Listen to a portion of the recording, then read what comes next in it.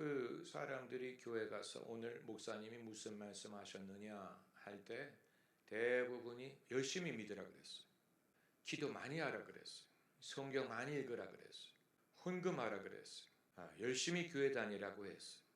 잘 믿으라고 하셨어요. 그런데 오늘 제가 전한 메시지는 그거하고는 거리가 멀어요. 오히려 잘 믿으라는 식의 메시지가 율법이다. 우리가 율법의 범위를 벗어나는 것이 왜 이렇게 힘드냐. 율법적인 말을 하면 사람들이 쉽게 알아들어요. 내가 열심히 부족하고, 내가 죄가 많고, 내가 뭐가 부족하고, 그래서 잘 믿으라는 식으로 독려했어. 사람들이 쉽게 알아들어요. 그러나 복음의 진리, 예수님 안에 있는 자유, 예수께서 주시는 자유, 양심의 자유, 또 주님이 주시는 이것을 말하면 사람들이 약간 의아하다는 식으로 쳐다보고 약간 못 알아듣고, 여러분이 지금 하시는 것처럼 저를 무표정한 얼굴로 쳐다보시잖아요. 약간 무표정하게 쳐다보는. 제가 지금 열심히 말씀하시는데 여러분이 무표정하게 무슨 말이야? 왜 저런 말을 할까? 약간 익숙하지 않은 말이야. 내가 평소에 익숙하지 않은 말이야. 이런 우리 모두에게 그런 성향이 있어요. 우리 모두에게 그런 성향이 있어요. 제가 이미 전한 말씀을 되풀이하려는 게 아니고 왜 그럴까를 생각해 보는. 왜 그럴까? 왜 그런 것 같으세요? 왜 주 안에 있는 나에게 정죄함이 없다? 내가 너를 정죄하지 않는다. 하나님이 너희를 위하시면 누가 대적하리요? 누가 하나님의 사랑으로부터 끊으리요? 이런 말씀이 확실하게 와닿지 않느냐? 그 이유는 주님이 주시는 죄사함의 기쁨을 맛보려면 죄를 사해 주시는 것을 경험을 해야 되는데 사람이 그 단계에 이르지 못한 거예요. 그러니까 죄를 여전히 붙들고 있는. 그래서 주님 앞에 정말로 뜨겁게 회개를 하고 낮아지고 횟가닥 뒤집어지는 경험이 있어야 되는데, 그래서 자기의 죄에 대해서 근심하고 뉘우치고 눈물을 흘리고, 그리고 하나님이 용서하셨다는 것을 실감을 한 후에 그리스도 예수 안에 있는 긍휼과 은혜라는 것이 이런 것이구나. 그때 비로소 그것을 알게 되는데 그 과정을 거치지 않은 거예요. 그래서 죄를 여전히 붙들고 있는 거고 하나님 앞에 와당탕 넘어진 경험이 없는 거고 여전히 자기의 문을 닫고 있는 거고 아직 주님과 여기에 대해서 승부를 본 적이 없다 보니 죄를 깊이 회개한 적도 없고 뉘우친 적도 없고 그것을 버리려고 한 적도 없으니 죄사함의 기쁨이라는 것도 실감하기가 어려워. 아직 그 단계를 가보지 않았는데 내가 십자가에 달리신 예수님 앞에 가시관을 쓰신 예수님 앞에 내가 깊이 회개를 해본 경험이 없는 상황에서는 죄사함이라는 것은 일종의 이론처럼 들리는, 그냥 교리로서 들리는, 자기가 그걸 직접 겪어보고 주님이 나를 탓할 수 있는데 정죄하지 않는다고 하셨으니 얼마나 귀중한가. 그때 비로소 사랑, 은혜, 자유, 긍휼 이런 것을 실감할 수 있는데 그 단계를 가지 못한 상황에서 목사가 강단에서 복음의 자유, 그리스도 안에서의 자유, 율법으로 돌아가지 않음 이런 걸 말할 때 그게 실감이 가지 않는 것입니다. 그러면 이제 고민이 뭡니까?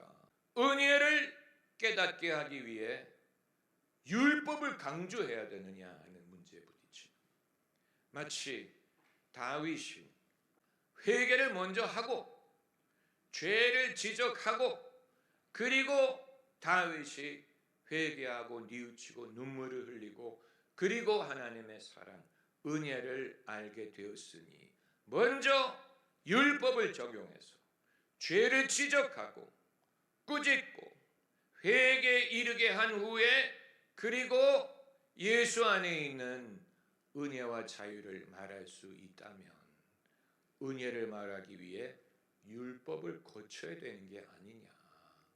은혜를 말하려면 먼저 율법을 거쳐야 되지 않느냐 하는 딜레마에 우리가 봉착하는 거예요. 그리고 성경에 그런 모델이 많이 있는 것처럼 보이는 것입니다.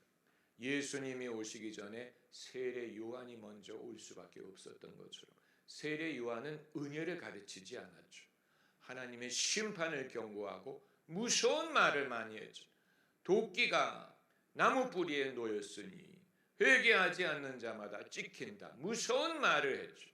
그런데 예수님의 길을 준비하기 위해 왔다고 하지 않았습니까? 예수님의 긍휼과 천국의 기쁨을 말하기 전에 세례 요한 같은 인물이 먼저 와서 죄 회개를 촉구하고 변화를 촉구하고 사람이 자기의 죄를 깨닫게 하고 뉘우치게 하고 눈물을 쪽 흐르게 하고 그리고 나서야 예수님의 은혜된 복음의 자유를 말할 수 있는 것이 아닌가. 그렇다면 왜 많은 교회가 복음 대신에 율법을 그렇게 강조하는지 이해가 되죠. 그러나 그건 율법에 머무르기 위한 게 아니고 복음에 건너가기 위한 것인데, 그런데 문제는 그 과정을 필요로 하는 사람들이 끊이지 않기 때문에 은혜로 가야지 하는데 가지 못하고 늘 율법에 머물러 있는 거예요. 그런 일이 발생하는 거예요. 마치 이 나오미와 룻이 우리가 베들레헴으로 돌아갈 거야, 고향으로 돌아갈 거야 라고 다짐을 하는데 돌아갈 거야 하는데 돌아가지 못하고 여기 할 일이 남아있고 그 할 일이 끊임없어서 가야 되는데 가지 못하고 언제 갈지 알지 못하는 것처럼, 여러분 이건 우리가 정말로 하나님께 여쭤보고 성령의 지혜와 복음의 진리를 필요로 하는 부분이 여기에 있습니다. 아마 많은 설교자들과 믿음의 스승들이 율법에 머무르려고 하는 사람은 아무도 없을 거예요. 왜냐하면 다 기독교인이기 때문에 예수 그리스도를 믿기 때문에 그 길에 들어선 것이죠. 주님의 일을 하기 위해 그 길에 들어선 것입니다. 그런데 사람들이 주님의 은혜를 깨닫게 하기 위해 먼저 율법을 말할 수밖에 없다 보니 우리가 여기 머물 게 아니고 건너갈 거야. 우리가 그때 그 터키에 선교 여행을 갔을 때 터키에 와서 머무는 이란인들을 위한 사역을 방문하지 않았습니까? 이란과 터키가 붙어 있어요. 이란이 살기가 어렵기 때문에 이 사람들이 터키로 넘어온 것인데 이들의 최종 목적지는 터키가 아니고 독일이에요. 독일이 경제가 발전하고 직업이 많고 살기가 좋기 때문에 이란인들도 독일에 가려고 하는 거고, 그런데 묘한 것은 터키 사람들도 독일에 가고 싶어 하더라는 거예요. 그런데 문제는 거기서 움직이지를 못하는 거예요. 터키에 와가지고 비자도 안 나오지, 기회도 없지, 여기서 먹고 살아야지, 취업해야지. 그러다 보니까 독일에 가야 되는데 갈 기회를 얻지 못하고 터키에 장기적으로 무기한 정착하는 것처럼 믿음을 가르치는 사람도 나는 율법에 머물 게 아니고 예수님의 은혜로 갈 거야, 은혜를 가르칠 거야, 그것을 성도들에게 말할 거야. 그런데 믿음, 그 은혜를 실감하기 위해 율법을 강조해야 되니 율법을 가르치고 난 여기 머물 게 아니고 저쪽에 갈 건데, 그런데 그 기회가 오지 않고 늘 사람들에게 회개 가르쳐, 회개하라, 왜 그러냐, 왜 뭐 깨닫지를 못하냐, 왜 이러냐, 뭐죠, 이거 하다가 끝나고 나니까 적어도 미니스트리를 하려고 하는 사람은 이 번민을 완전히 벗어버리지 못합니다. 이렇게 가르치는 분들 겪으실 거예요. 나는 하나님의 사랑을 말하려고 하는데 애들은 늘 문제를 일으키고 듣지를 않고 집중을 하지 않고 하품하고 졸고 못 알아듣고, 그러다 보니까 하나님의 사랑을 가르치려고 하다가 하나님의 진노를 가르치게 돼요. 하나님의 사랑을 말하려고 하는데 화난 목소리로 말해요. 하나님 여러분 사랑하시잖아요, 용서하시잖아요. 그런데 목소리는 용서하는 목소리가 아니에요. 화가 나는 목소리, 정죄하는 목소리. 하나님이 여러분을 안 정죄하신다고요. 그냥 정죄하는 목소리로 하는. 메시지는 이거를 하는데 그 모든 매너와 스타일은 이쪽. 그러니까 내 자신이 하나님의 사랑을 말하려면 내가 정말로 내 자신을 부인하고 자기를 십자가에 못 박았어. 사람들이 알아듣든 못 알아듣든 장난을 치든 뭐 한눈을 팔든 하품을 하든 뭘 하든 나는 그들을 절대적으로 사랑하고 용서할 거야. 이런 마인드가 없으면 말로는 은혜를 말하면서도 내 자신은 율법을 표시하고 있는 그 딜레마를, 여러분, 이것은 물에 빠진 사람을 건지기 위해 물에 들어가 본 적이 없는 사람은 실감할 수 없어요. 물에 빠진 사람을 건지기 위해 물속에 뛰어들어가서 그 사람에게 헤엄쳐가서 붙들고 두 사람이 무사하게 빠져나와야 되는데 대부분의 경우에 물에 호적거리는 사람이 어떻게 하는지 아세요? 자기를 살리려고 온 사람을 붙들어 둘 다 빠져 죽어. 그렇기 때문에 절대로 앞으로 접근하면 안 돼. 뒤로 접근해야 돼. 뒤로 접근해서 그 사람의 목을 붙잡고 한 손으로 헤엄쳐서 이렇게 나와야 돼. 네, 여러분 목사님 해봤습니까? 아니요, 공부만 했어요. 앞으로 가면 안 돼. 앞으로 다가가면 그 사람 나 살려 하면서 붙들어. 둘 다 빠져 죽어. 그래서 뒤로 접근해서 만약에 호적거리면 머리를 때리라고 그래요. 때려가지고 반쯤 정신을 잃게 만들고 움직이지 못하게 하고 그리고 목을 잡고 이렇게 헤엄쳐가지고 빠져나와. 그러니까 사람을 구하려고 가는 건데 사람이 자기를 구하려고 내버려 두지를 않는 거예요. 두려우니까 나 살려 막 둘 다 죽을 수 있는. 참 인간을 구원한다는 것이, 저는 예수님이 그 짧은 기간에 3년 반, 예수님이 3년 반이었다는 것을 뭘 근거로 아느냐? 요한복음에 6월절을 적어도 3번 지키셨다고 나왔기 때문에 6월절이 1년에 한 번이니 3번이면 3년을 뜻하는 게 아니었겠느냐. 적어도 3년 공생애를 하셨다. 여기에서 3년 반이라는 단서가 나온 거예요. 굉장히 짧은 길. 3년 반이면 푸른잔디교회의 역사보다 짧아요. 그런데 그동안에 사실 한 게 별로 없는 것 같은데 우리는 예수님은 그 모든 일을 하시고 다 이루었다라고 가셨으니, 그러나 저는 예수께서 이 일도 하셔야 되고 저 일도 하셔야 되고 이 말씀도 하셔야 되고 저 말씀도 하셔야 되고 과연 어떤 일을 얼마만큼 하셨는가라는 생각을 할 수밖에 없죠. 당신의 복음의 진리를 증거하기 위해 오셨는데 그것만 할 수 있는 게 아니었잖아요. 왜냐하면 그 이전에 잘못된 신앙의 관행을 지적할 필요가 있었고, 너희가 바리새인처럼 되면 안 된다.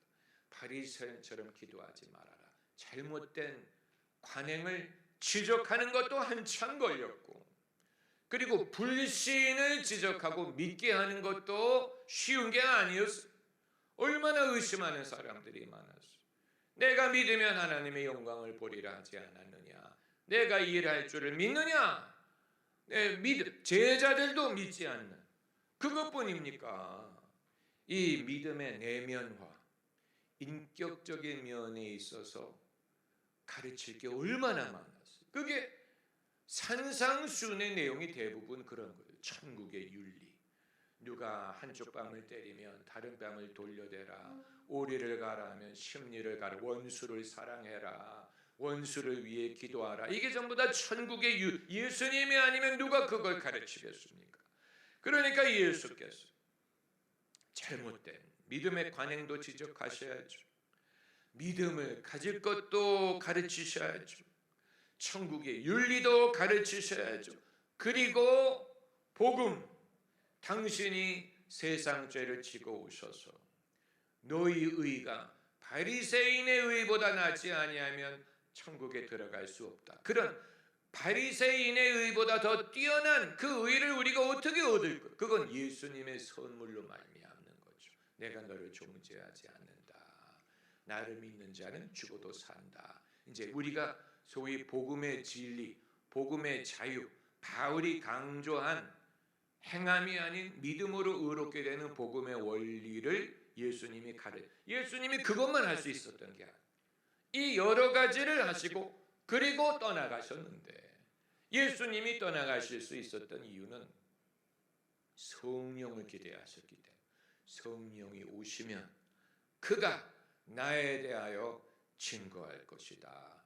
너희가 지금은 깨닫지 못하나 그때는 알리라. 이후에 성령이 하실 일을 맡기고 기대하고 당신은 가신 거예요. 그리고 성령이 오시고 교회가 세워지고 신약 성경이 기록이 되고 사도들이 복음을 정립하고 예수님이 미처 다 이루지 않은 일을 이후에 하실 것을 믿었기 때문에 당신은 떠나가신 것입니다. 여러분, 그렇게 이해를 하면 왜 예수님이 좀 더 우리가 더 제대로 알아들을 때까지 그것을 강조하시고 또 강조하시고 말씀하시지 않았습니까? 왜 만만 보여주시고 가셨습니까? 라는 질문에 답이 되는 것입니다. 그렇다면 예수님도 그렇게 하셨으면 우리도 그렇게 하면 돼. 그 말은 무슨 말이냐면 내가 다 이루려고 하면 안 되고, 어떻게 다 이루고, 어떻게 사람을 완전히 개종시키고 완전히 믿게, 완전히 순종하게, 완전히 변화시키고 천사처럼만, 그러면 얼마나 좋겠어. 그러나 어떻게 그걸 하겠어? 내가 살아있는 동안에 내 자신도 변화시키기가 힘든데, 친족, 혈족도 다 변화시키지 못하고, 여러분 자녀가 여러분 원하는 대로 다 변했어요? 언제 변할 것처럼 보여요? 변하면 좋겠지요? 안 변할 수도 있어요. 그러면 실패한 거냐? 아니, 그렇게 보면 안 되지. 그렇게 보면 그거 마치 모세가 백성도 가나안 땅에 들어가고 자기도 들어가는 내가 다 봐야 되겠어라고 고집하는 것과 비슷한, 모세가 그건 맡겼잖아. 여호수아와 다음 세대에 맡겨버렸어. 나는 못 들어가. 너희가 들어가는 것을 내 눈으로 보지 못할 거야. 나는 그 전에 죽을 거야. 그러나 하나님이 그렇게 되리라고 말씀하셨어. 할렐루야. 성경의 모든 사람들, 아브라함도 그렇고, 아브라함도 별처럼 많은 자손을 보지 못하고 죽었고, 다윗도 자신의 후손들이 임금의 자리에 앉아 있는 걸 보지 못하고 죽었어요. 바울도 온 땅 끝에 복음이 전해되는 것을 보지 못하고 죽었고, 모세도 가나안 땅에 자기도 못 들어가고 백성이 들어가는 거 보지 못하고 죽었는데, 우리도 이제 사는 동안에 맡기신 일을 하고 그리고 잠들어 장사될 것입니다. 할렐루야. 사도행전에 나오는 말씀, 스데반이 한 말, 다윗이 자기 시대에 하나님을 섬기고 잠들었으나, David served God in his generation and was dead and buried. 자기 살아있는 동안에 하나님의 일을 하고 죽었다. 영원히 산 게 아니. 우리도 마찬가지일 것입니다. 할렐루야. 우리 수고를 벗는 날이 올 거예요. 그렇게 생각하면 수고를 벗는 날을 기다릴 수밖에 없지. 이 짐을 벗을 날도 멀지 않네. 왜냐하면 이 일은 지속되는 일이기 때문에. 할렐루야. 지속되는 일이. 이 유럽 선교에 대해서 굉장히 단순하고 당연한 얘기인데 우리가 단편적으로 생각을 하기 때문에 결론부터 생각을 하려는 성향이 있는 거예요. 이게 성공이냐 실패냐, 부흥이냐 쇠퇴냐, 이것이 이게 끝난 것이냐, 이게 끝난 거리라면, 끝나버린 것이라면 그러면 실패한 거죠. 유럽은 실패한 거예요. 유럽의 기독교는 실패한, 결론을 말하려고 하면 실패한 거예요. 왜냐하면 지금의 상태가 형편없으니까. 결론을 우리가 고집한다면 실패했네, 실패했어. 그러나 이걸 지속하는 일이라고 보면 이건 실패라고 결론 내릴 수 없는. 왜냐하면 이게 잘 될 때 그것을 성공이라고 말하지 않았다면 그럼 지금 잘못됐기 때문에 실패라고 말할 수 없는 거죠. 한때 임금에서 종까지 다 기독교인이었는데 짐승까지도 기독교인이었어요. 그런데 그때를 성공이라고 말할 수 없다면 지금 교회 다니는 사람이 1%에서 3%밖에 안 되는 것을 실패라고 말할 수도 없어요. 무슨 말인지 아시죠? 왜냐하면 이 일은 지속할 것이기 때문에. 언제까지? 예수님이 오실 때까지. 예수님이 오실 때까지 지속할 것이기 때문에 지금 성공했다라고 말한들 지금뿐이지. 다음 세대가 되면 어떻게 알겠어? 지금뿐이지. 지금뿐이에요. 다음 세대가 되면 그렇게 되리라고 보장할 수 없어. 그건 그때 가서 해야지. 네? 우리가 우리 자식들이 믿음 안에서 성실하게 행한다는 말을 듣는 것보다 더 기쁨이 없도다. 그걸 기뻐하고, 기뻐한다는 말은 무슨 뜻입니까? 원한다는 뜻 아니에요. 안 될 수도 있기 때문에 되는 걸 보고 기뻐하는 거. 보장할 수 없어. 지속되는 일이에요. 할렐루야. 어떻게 이스라엘에 늘 다윗 같은 사람은 있겠어요? 다윗이 있을 때가 있었죠. 전성기. 이스라엘 역사의 전성기. 설교자가 제일 설교하기 좋아하는 것은 다윗이에요. 다윗이 어떻게 기름 부은 골리앗과 싸워 이겼다는, 임금이 됐다느니 뭐 했다는, 다윗에 대해서 말하는 것은 재미있어. 그러나 다윗 다음 세대의 수많은 임금에 대해서는 별로 재미가 없죠. 왜냐하면 다윗만큼 못한 자식들이 하도 많았기 때문에. 이게 참. 그러나 그들도 다윗의 후손이고 그들이 있었기 때문에 그 후손으로 예수님이 오실 수 있었던 것입니다. 할렐루야. 예수님을 다 그 메시아라고 부르는 메시아 호칭 중에 하나가 뭐예요? 다윗의 아들이라. 다윗의 아들이라는 말은 메시아 호칭.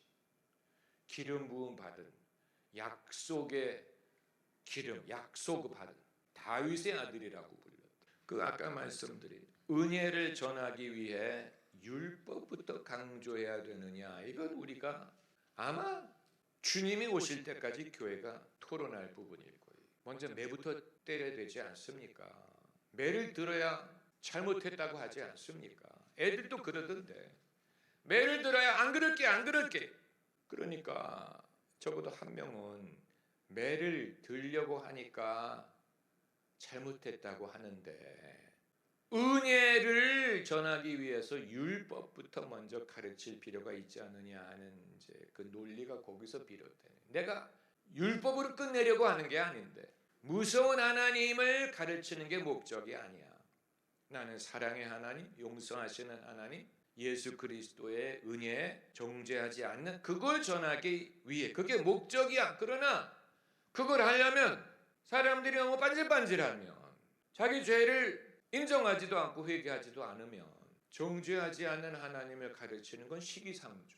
회개하지도 않는 애에게 하나님 너를 정죄하지 않은, 그래서요? 내가 뭐 잘못했다고요?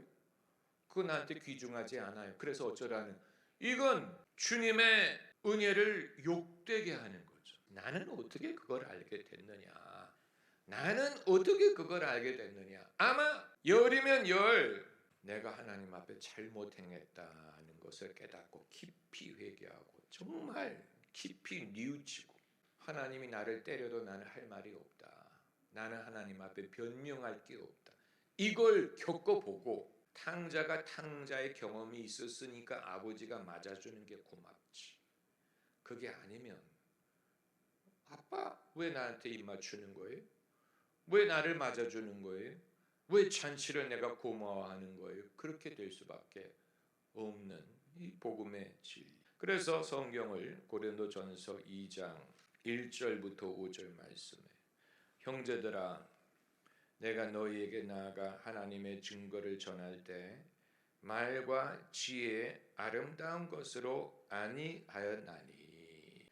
여러분, 저는 이 구절을 옛날부터 어떤 식으로 이해했냐면, 아 맞아, 말빨, 인간의 학식 이것으로 설득하는 게 아니야. 이건 성령의 능력으로 하는 거야. 그렇게 읽는 것이 굉장히 자연스럽죠. 왜냐하면 내가 말과 지혜 아름다운 것으로 아니하였나니 내가 너희 중에서 예수 그리스도와 그 십자가에 못 박히신 것 외에는 아무것도 알지 아니하기로 작정하였음이라. 내가 너희 가운데 거할 때 약하며 두려워하며 심히 떨어노라. 만약에 바울이 인간적인 말빨, 지식, 인간적인 설득을 한쪽에 놓고 반대쪽에 성령의 능력을 놓고 비교하려는 것이었다면, 그렇다면 2절과 3절은 말할 필요가 없었던 것이 되는 것입니다. 그냥 1절에서 4절로 건너뛰어도 됩니다. 그런데 바울은 자기가 예수 그리스도와 십자가에 못 박힌 것 외에는 아무것도 알지 않기로 작정했다. 예수님의 십자가를 말하고 바울이 말하는 성령의 능력과 나타남이라는 것이 나는 말빨로 승부하는 게 아니고 영빨로 승부해라는 말을 하는 것이라고 볼 수 없는 이유가 돼요. 지금 말빨과 영빨을 비교하려는, 만약에 그렇게 한다면 바울이 자랑하는 말처럼 들리죠. 나는 영빨이 있거든. 아볼로는 말빨이 있지만 나는 영빨이야. 나는 그래서 말빨로 안 하고 영빨로 했어. 이건 자랑하는 말로 들리죠. 이거 말빨을 자랑하는 것보다 더 큰 자랑이 되죠. 영빨을 자랑. 나는 성령의 능력과 그거 아니. 나는 사람의 말로 너희를 설득하는 영역. 그건 자랑하는 말처럼. 그런데 과연 그게 바울의 의도였느냐? 우리가 잘못 읽으면 그렇게 읽을 수 있는데, 왜냐하면 우리가 겪어봤기 때문에. 어떻게 하면 사람들이 바뀌냐? 안 바뀌는 사람, 매를 들어야 될 것 같은데 매를 들어서 눈물을 쭉 흘리고 그리고 겨우 예수님의 은혜를 이해할 수 있는 것처럼 보일 때 우리가 그러고 싶잖아요. 매를 들고 싶지. 그래서 오늘 제가 설교하면서 제 자신이 깨닫고 말한 거예요. 내가 여러분에게 은혜 말하려다가 율법적으로 될까 염려한다. 왜냐하면 여러분이 하도 못 알아듣는 것 같고, 그렇기 때문에 내가 성깔이 나고 목소리가 높아지고 내용은 은혜를 말하면서 나는 율법적으로 될까? 그것처럼 모순이 어디 있냐? 가르치는 사람이나 배우는 사람이나 율법의 본성에 이끌리는 건 마찬가지구나. 네. 율법의 본성이 이렇게 더 강력해 보이는구나. 그런데 만약에 거기서 제가 율법의 본성에 항복하면 저는 메시지는 실패합니다. 제 자신이 증거하면 안 됩니다. 이거 안 됩니다. 은혜 자유함 불가능합니다. 나도 안 됩니다. 나도 안 되는데 여러분이 될 리가 없죠. 얼마나 이게 어려움. 그러면 어떻게 할 거야? 내 자신도 은혜 안에 거하고 은혜를 쫓고 율법이 아닌 은혜로 승부하고 성도들도 은혜를 배우게 하려면 어떻게 할 거야? 그 의미에서 바울이 내가 십자가에 못 박힌 예수 외에는 알지 않기로 작정하였다. 예수님의 십자가만을 내가 붙들고 있다는, 내가 그것만을 전하고 그것만을 의지하고 거기에 능력, 너희를 구원하는 게 십자가고 십자가의 가마 이외에는 너희를 변화시킬 수 있는 게 없다. 그런 의미로 성령의 능력과 나타남이 그걸 말하는 게 아니겠느냐. 그냥 어떤 영빨. 아무개 목사님은 강단에 올라오면 뭐 성령의 능력이 나타나서 사람들이 잘못했습니다 회개하더라. 그런 영빨이 있어야지. 그럼 없는 사람은 뭐 물 건너간 거죠. 없는 그런 능력이 없는 사람은 아예 하려고 하면 안 되죠. 그런데 그렇게 하는 사람이 몇 명이나 있다고. 여러분은 그런 능력이 있어요? 여러분은 딱 올라가면 사람들이 막 능력이 나타나서 왜 잘못했어요 막 이러고 막 울부짖고 회개하고 그러면 얼마나 편하겠어. 얼마나 쉬워요. 그건 정말 모든 사람이 십자가 안에서 뒤집어지지 않으면 안 됩니다. 제가 그런 사례를 간증해서 봤어요. 한국 전쟁 후에 고아의 어머니라는 전도사님이 있었어요. 고아들을 데려다가 신앙으로 먹이고 섬기는 일을 하신 분이, 다 가난한 시대니까. 그런데 이 고아들이 얼마나 영악합니까? 한국 전쟁 후에 얘네들이 부모를 잃고 거지처럼 살다가 어떤 여자분이 불쌍히 여겨서 너 엄마가 먹여줄게 이리 와. 그래서 이제 들어갔는데 얘네들이 서로 모이기만 하면 싸우고 도둑질하고 뭐 다투고 뭐 욕하고 뭐 그 전도사님이 아무리 기도하고 아무리 신앙으로 가르치려고 해도 얘네들이 전혀 변화가 없더라. 이제 이거 어떻게 할 거야? 어떻게 할까? 그래서 이 전도사님이 어느 날 애들한테 이렇게 말을 했어. 전도사님이 기도가 부족해서 너희가 이렇게 변화하지 못하는 것 같다. 나는 방에 들어가서 하나님이 너희 가운데 감화하실 때까지 금식하며 기도하겠다. 그러면서 방에 들어가서 금식을 시작하셨다는 거예요. 얘네들이 믿지를 않은 거죠. 믿을 리가 없지. 에? 아무리 누가 우리를 사랑한다고 밥도 안 먹어가면서 그럴 리 없어. 그래서 몰래 갖다 먹을 거야 라고 생각했다는 거예요. 그래서 문틈으로 들여다봤대. 몰래 갖다 먹나. 몰래 갖다 먹을 거라고 생각하고. 근데 아무리 들여다봐도 몰래 안 갖다 먹는 거예요. 그래서 하루가 지나고 이틀이 지나고 사흘이 지나고 얘네들이 걱정하기 시작했어. 엄마가 이러다 죽겠다. 엄마가 이러다가 죽겠다. 그래가지고 나이 든 애들부터 마당에 가만히를 갖다가 끌어다가 걔네들도 기도하기 시작했다는 거예요. 엄마 죽지 않게 해달라고. 나이 든 애들부터. 그래가지고 그 나이 든 애들부터 어린 애들까지 결국은 걔네들이 기도하면서 뒤집어지기 시작하는 거예요. 그러면서 회개하더라. 저는 그 사례가 이게 정말 율법을 고치지 않고 사람을 은혜에 이르게 하는 방법은 이거밖에 없겠다. 그러니까 예수님의 십자가밖에는 내가 알지 않겠다라고 말했는데 선생님이 먼저 십자가를 진 거예요. 내가 십자가를 먼저 져야 되겠다. 다른 방법으로 안 되니 힘으로도 안 되고 능으로도 안 되고 야단친다고 야단친다고 되는 것도 아니고 뭐 어떤 방법으로 안 돼.